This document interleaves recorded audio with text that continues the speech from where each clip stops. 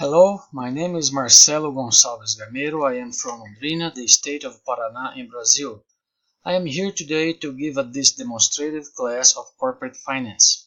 The purpose of this class is to give you an insight of my teaching skills, my style of teaching, and also my accent for the English language. So I want to proceed using this book, Applied Corporate Finance from Desmoulins. Also, I have some other books that is related to finance, like this one here. I'm going to use a little bit of this one here in this class too. It's a decision process making. And I think it's also very good for us to have more than one author point of view. This is give us more general broad view of things. So it gives us more tools to make and take decisions. So let's proceed here. I'm going to put the first graph of this book in here to comment with you. So the first box says maximize the value of a business firm. This is a classical objective, and I want to distinguish with you the meaning of the term value later on. But the Desmoulins divide this classical objective in two main categories, and they are the investment decision, the financing decision, and the dividend decision. You don't have to be too much smart to see that they have something in common. I'm gonna give you a hint for what I'm talking about. They all involve decision. In the case of the investment decision, it is where are you going to put your money? What project are you going to invest in? The finance decision is how you're going to get the money. You're going to borrow or you're going to use from your equity. And the dividend decision is how you're going to get back the money to the owners. Also, we're going to be seeing here some buzzwords. The first one that you're going to learn here today is hurdle rate. What does that mean? Hurdle rate is the minimum rate of return on a project or investment required by a manager or investor. The hurdle rate denotes appropriate compensation for the level of risk presented. What it does that mean is you have to have a certain level of return before you accept any investment. I want to remember with you, maybe you don't know this story, maybe you do, the story of Alice in the Wonderland. Alice in the Wonderland is a kid's story, bedtime. It was turned out in the movie in the Hollywood, but it has a very interesting scene where Alice comes to a cross and she doesn't know which side to take it, right or left. Because she doesn't know, she sees a cat and asks the cat, which way should I go? And the cat, interesting enough, answered with another question. The cat asked Alice, where do you want to go? Because if you don't know where do you want to go, actually doesn't matter which way do you take. This is very interesting and something that we can reflect upon when we're making our goals. Because if you don't know our goals, it doesn't matter which decision we're going to make it. I want to give you make with you another consideration regarding this. So this is we're talking about is why we need an objective. So we needed to make good decisions to arrive in the objective. But let's consider another thing here. The 5 most common regrets people have at the end of their life, as witnessed by a nurse. So they are, I wish I had the courage to live a life true to myself, not the life others expect of me. I wish I hadn't worked so hard. I wish I had the courage to express my feelings. I wish I had stayed in touch with my friends, and I wish I had let myself be happier. As you can see, none of them talking about making more money, accumulating more material things. They are talking about personal fulfillment. I guess if these guys had an objective clear in their lives before, much earlier, they wouldn't arrive by the end of their lives with those regrets. This is the same thing about having an objective in mind. Because if you don't have it then, it looks like they're going to arrive to the end of the period regretting that you didn't have those because you're not arriving where you supposed to be arriving. So why do we need an objective again? Having in mind the story of Alice and those regrets, the objective works as a guideline for us to make decisions. An objective specifies what a decision maker is trying to accomplish, and by doing so provides measures that can be used to choose between alternatives. Also, if an objective is not chosen, there is no systematic way to make the decisions that every business will confront it with some point in time. So let's go proceed on this one here. So why, if everything can be translated into monetary value, the objective cannot be only to make money? So let's go back to the first box here when I use the word value. I told you that I'm going to come back with this one and distinguish. The value does not necessarily mean making a profit or making money. It's a classical objective, but let me explain why. Let's go to the next slide. Which one of you would like to be treated in a hospital that only cares about making a profit? I bet none of us want to do that. I guess at least I'm not, because we want a hospital that is the objective is to make you healthier, to provide a good service, not to make money on you. What about non-profit organizations and business? They are already stating that their objective is not to make money. So the value is different than profit or money.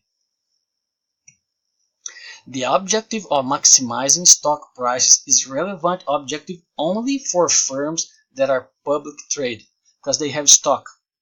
So the stockholder only thinks about the appreciation of the value of his stock. That doesn't happen with a firm that doesn't have stocks, or if the objective is not to make a profit. However, as I'm saying, it's much more difficult to adapt corporate finance principles to a non-profit organization, because the objective is often to deliver a service in the most effective way rather than make a profit. So we have to choose the right objective so we can have in mind something that guides us to make our decisions. There is a number of different objectives that a firm can choose between when it comes to decision making. How we will know whether the objective that we have chosen is the right objective? A good objective has to have three main characteristics that we're going to talk about now. One of them, the first one I put it here, is to be a clear and ambiguous objective. I put some words there to explain, to expand, to grow, to make a profit. If those words used alone, it makes too much generic the objective. You have to specify what kind of growth you want. To expand what? In geographic area or the line of products? So you have to be clear to know where you're going, not to make you more confused. The second characteristic is they have to come with a timely measure. You have to be able to measure the accomplishment you're having. So you're going to have a feedback. So let me read this for you. A timely measure that can be used to evaluate the success or failure of decisions. Objectives that sounds too good but do not come with a measure mechanisms are likely to fail. So consider a retail firm that defines its objective as maximizing customer satisfaction. How exactly is a customer satisfaction defined, and how is to be measured?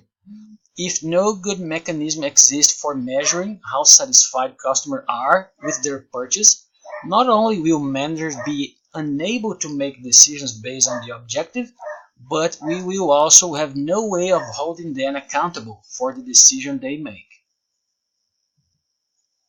Here's a good example. Let's say your objective is to increase sales by 12% on 2018. So we have to divide the year on a monthly basis. It's always a good thing to do, to break it down in small goals. And let's say by the end of the month 3, you just increase 1.5%, while it should be 3%. So we still have from that time to the end of the year to make corrections or change something in order to still accomplish your goal.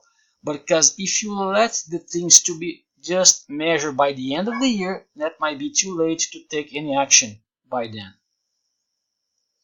The next slide here is a personal goal, lose 12 kilos in 1 year. It could be applied for us and the same way it could be applied for the companies. What I'm saying is that these principles is universal. Big, small, US, foreign, private, and public firms can use those principles, even for ourselves in our personal way.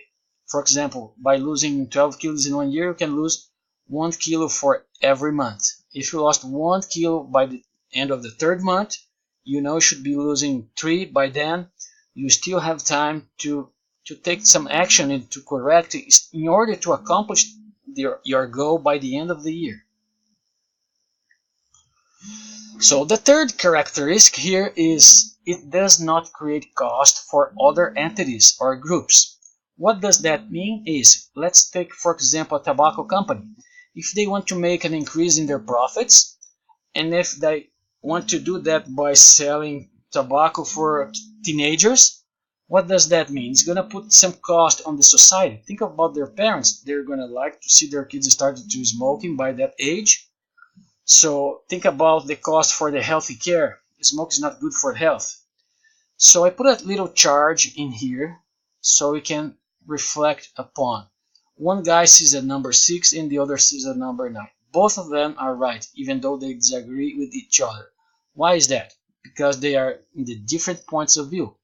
So the manager here is in the middle of the things, in the middle of the situation, because he is going to be the one who will manage all of the interests of the company regarding stockholders, society, financial markets, and bondholders.